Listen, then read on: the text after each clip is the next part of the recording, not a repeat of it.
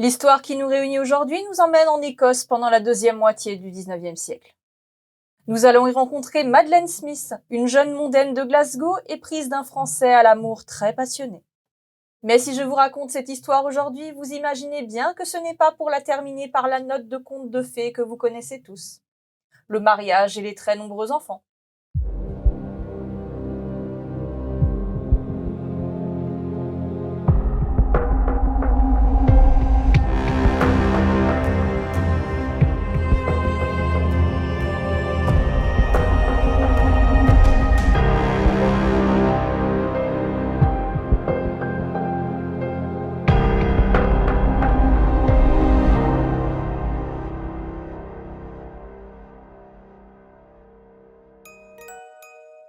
Madeleine Smith est née le 29 mars 1835 au sein d'une famille de la bourgeoisie glasvégienne. Aînée d'une fratrie de 5, son père James Smith est architecte et sa mère est la fille d'un autre représentant du même métier, l'éminent David Hamilton. Ce dernier était surnommé à son époque le père de la profession. C'est dire l'importance du personnage et le niveau social dans lequel évolue la famille. La ville de Glasgow est d'ailleurs mondialement connue pour son architecture géorgienne et néoclassique, dont Hamilton fut l'un des artisans de premier plan. Avec l'arrivée du chemin de fer au XIXe siècle, l'Écosse entre elle aussi dans l'ère industrielle. Les campagnes se vident peu à peu. Les Écossais quittent leurs terres pour gagner les villes, espérant y trouver du travail et de meilleures conditions de vie. Sur la côte ouest du pays, Glasgow devient un symbole de cette transformation. Mais cette croissance rapide a un prix, car les conditions de vie y sont déplorables. Un ouvrier ne peut guère espérer dépasser l'âge de 42 ans, et pour les femmes, c'est à peine plus, avec 45 ans. Un enfant sur 7 meurt avant son premier anniversaire, victime de maladies ou d'un manque criant d'hygiène. Les familles s'entassent dans des logements d'une seule pièce, sans cuisine ni sanitaire, au cœur d'immeubles insalubres. Pollution, violence, lutte ouvrière, taudis réputés comme étant les pires d'Europe, prostitution et alcoolisme façonnent le quotidien d'une ville que la bourgeoisie cherche à fuir, ou du moins à transcender. Pour se distinguer du noir tableau de cette misère ambiante, les classes aisées tentent alors de bâtir une identité culturelle propre, un art de vivre qui leur servirait de refuge autant que de marqueur social. Car au niveau de l'Empire, malgré sa richesse industrielle, Glasgow reste perçue comme une cité sans âme artistique, surtout face à sa grande rivale Édimbourg et sa New Town, portion de ville élégante et ordonnée considérée comme un chef-d'œuvre d'urbanisme de son époque. Mais résumer la ville uniquement à une énorme zone industrielle fumante et crasseuse serait une erreur, car Glasgow est aussi ouverte sur le monde, portée certes par ses nombreuses industries, mais aussi par ses échanges internationaux. Le commerce avec l'Extrême-Orient et notamment le Japon offre aux artistes locaux l'accès à des objets et des motifs jusque-là inconnus en Europe. Cet exotisme soudain insuffle à la ville de nouvelles formes, de nouvelles couleurs et une autre manière de voir le beau. Parmi les créateurs de la fin du XIXe siècle, un groupe d'artistes se distinguera en s'appropriant ce langage venu d'ailleurs pour inventer une version singulière de l'Art nouveau. Appelé le Glasgow Style, ou Arts and Crafts chez nos voisins britanniques, c'est un style qui restera propre à cette cité du sud de l'Écosse. Oubliez ici les élégantes courbes de l'école de Nancy, cette version de l'Art nouveau préfigure d'une certaine façon l'Art déco à venir. Mais je me perds en considérations architecturales et artistiques. Maintenant que le décor est installé, il est temps de revenir à notre protagoniste principal. La famille Smith habitait au 81 Wellington Street lorsque Madeleine voit le jour. C'était une famille des plus respectables. En semaine, les Smiths avaient pour habitude d'organiser des dîners pour leurs amis et relations d'affaires. Le dimanche, ils assistaient au culte de l'église presbytérienne unie avant de se réunir pour la prière familiale à 9h précises. Entre 1851 et 53, Madeleine fera des études dans un prestigieux pensionnat pour filles à Londres et rentrera à Glasgow à l'âge de 18 ans.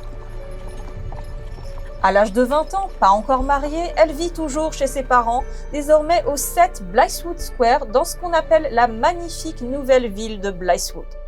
La maison, située sur Blythswood Hill, appartenait à son oncle maternel, un marchand de fils du nom de David Hamilton. Oui, comme son propre père. Je sais que c'est perturbant, mais donner à son fils son propre prénom est quelque chose de très commun à l'époque.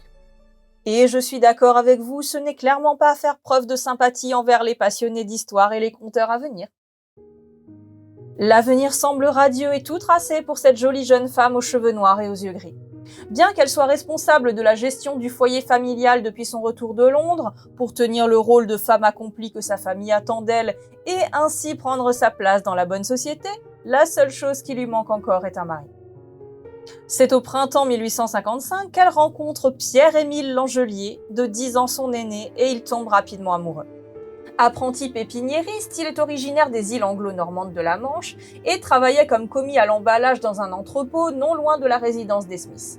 Appartenant à deux mondes différents, ils n'étaient pas vraiment censés se croiser un jour, mais l'amour sait se montrer imprévisible et c'est lors de promenades avec l'une de ses sœurs que Madeleine fit sa rencontre.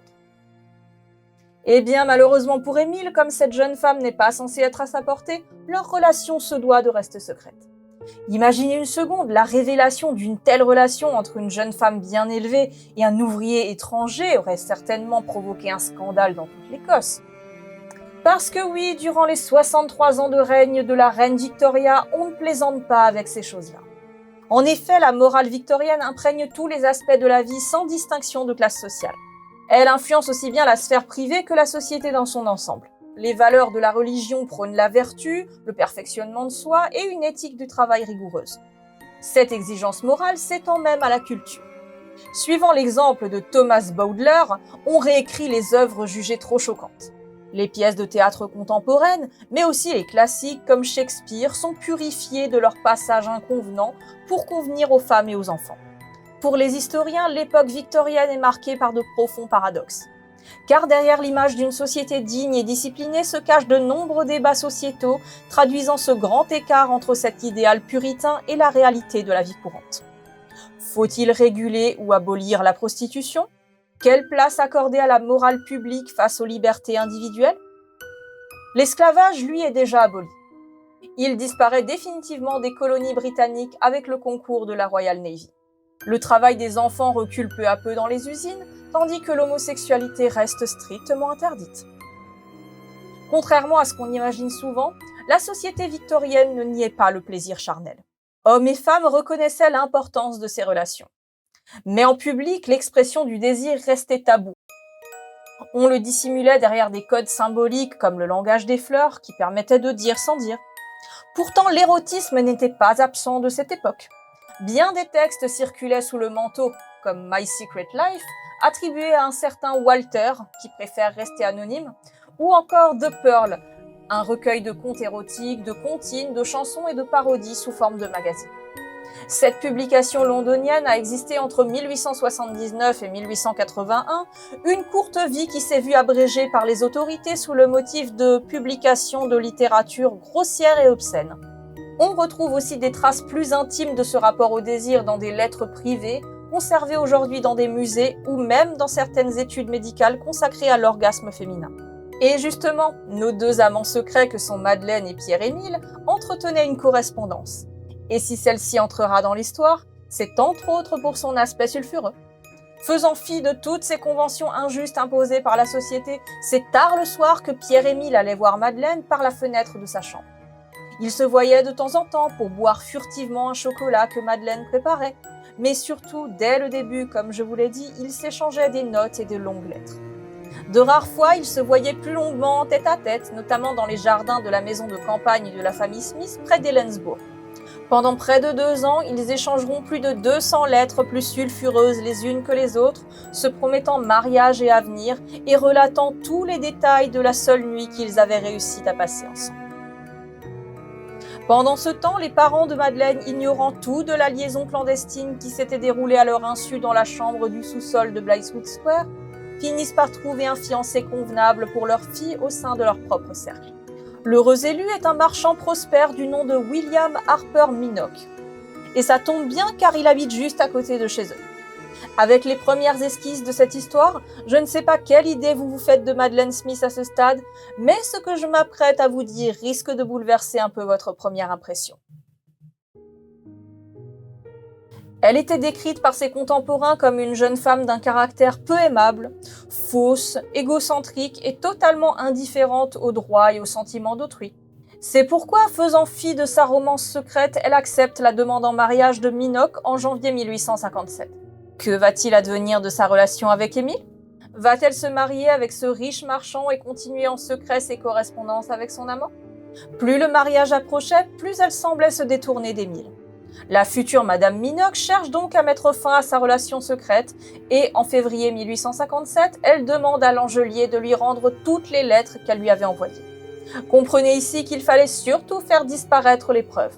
Elle ne voudrait pas avoir à se justifier devant son nouveau fiancé si jamais cette honteuse correspondance venait à faire surface. Bien évidemment, Émile refuse de lui rendre les lettres. D'ailleurs, le seul fait qu'il les possède encore est en soi une violation du pacte que les deux amants avaient fait au début de leur relation. Ils s'étaient mis d'accord pour détruire au fur et à mesure cette correspondance pour éviter que la famille de Madeleine ne la découvre. Malgré cette promesse, tous deux conserveront secrètement les lettres. Il est vrai qu'il est difficile de se séparer des preuves de l'amour de l'autre. Émile, pris au dépourvu, décide de jouer la carte du chantage en menaçant Madeleine de rendre ses lettres publiques si elle ne l'épousait pas. S'il mettait ces menaces à exécution, non seulement William Minogue la quitterait, mais sa famille la rejetterait, elle serait déshéritée et finirait très certainement sa vie dans la pauvreté, son père l'ayant mise à la rue. Et contre toute logique, ils continuent de se voir encore pendant quelque temps. Émile continue de venir partager à la fenêtre de Madeleine le chocolat habituel. Mais tout se dégrade petit à petit. Leur relation d'une part, mais aussi la santé d'Émile. À partir de février 1857, Émile rapporte fréquemment à ses amis et son employeur qu'il lui arrive régulièrement d'être malade, notamment après ses visites chez Madeleine.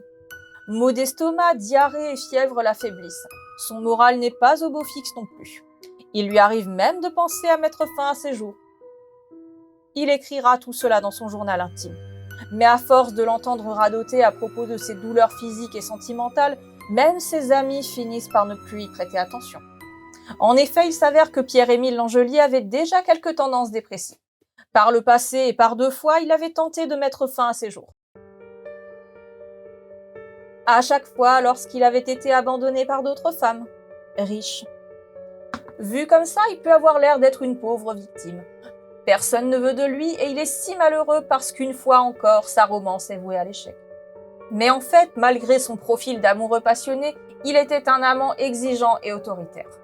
C'est lui qui décidait des vêtements que sa conquête devait porter lorsqu'il se voyait, des personnes à qui elle pouvait parler et des endroits où elle avait le droit d'aller. Madeleine avait même dû le supplier de la laisser se promener avec son propre frère dans Sochi Hall Street.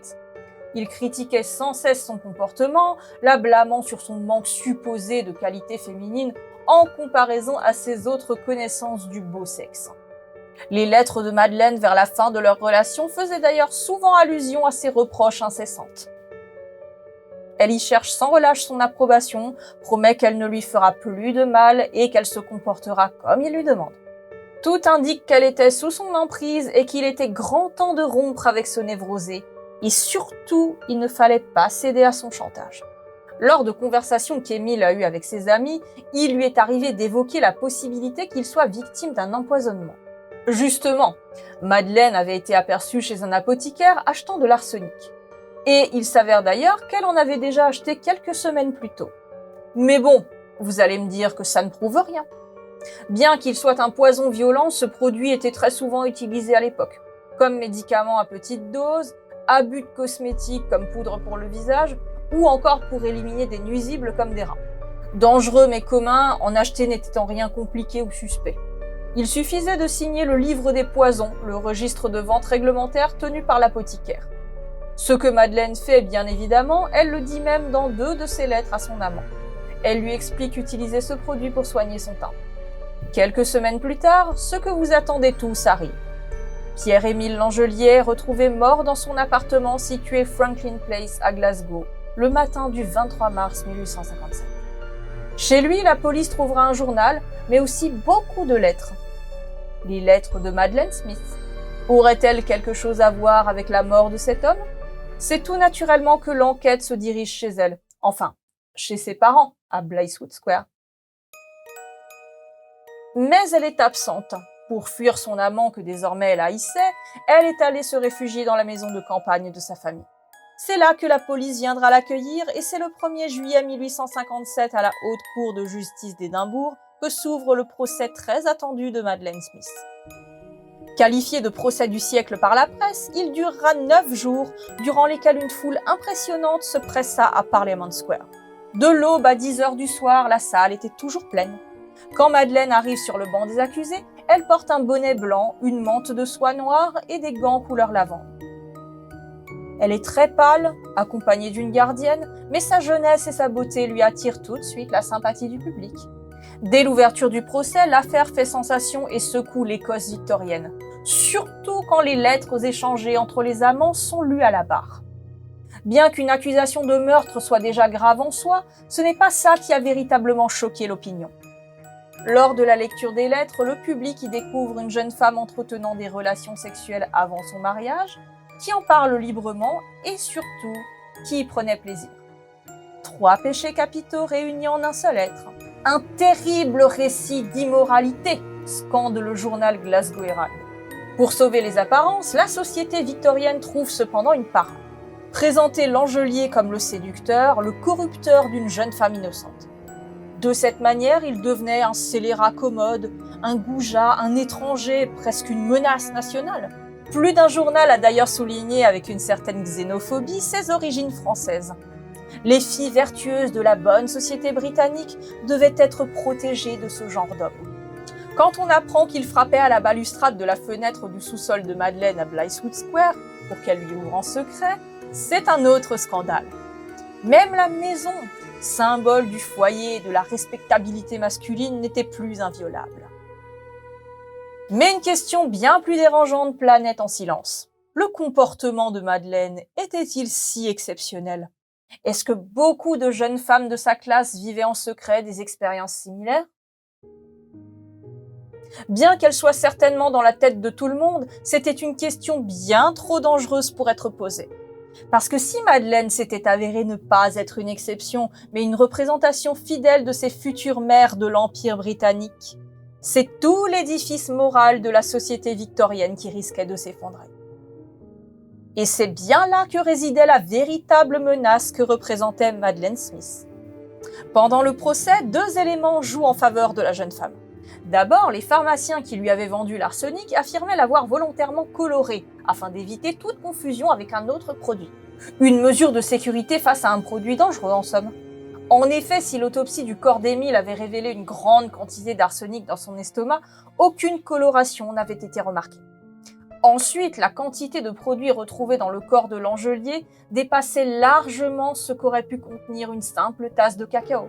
Après une nuit entière de douleurs à l'estomac et de violentes diarrhées, il restait encore dans son organisme près d'une demi-once du poison. Une dose aussi élevée n'avait jamais été administrée à un être humain, sauf dans les cas d'empoisonnement volontaire. Ensuite, le valet de chambre de l'Angelier témoigne à la barre du profond désespoir de son maître et de ses sombres pensées. Autant d'éléments qui laissent à penser qu'il aurait pu se donner la mort lui-même et qu'il aurait monté tout un scénario afin de faire porter le chapeau à la femme qu'il avait cruellement abandonnée. Après moi, le déluge. Connaissant maintenant assez bien l'énergumène, vous en conviendrez que c'est une hypothèse que l'on se doit de considérer. En tout cas, si Madeleine est reconnue coupable, c'est la peine capitale par pendaison qui l'attend.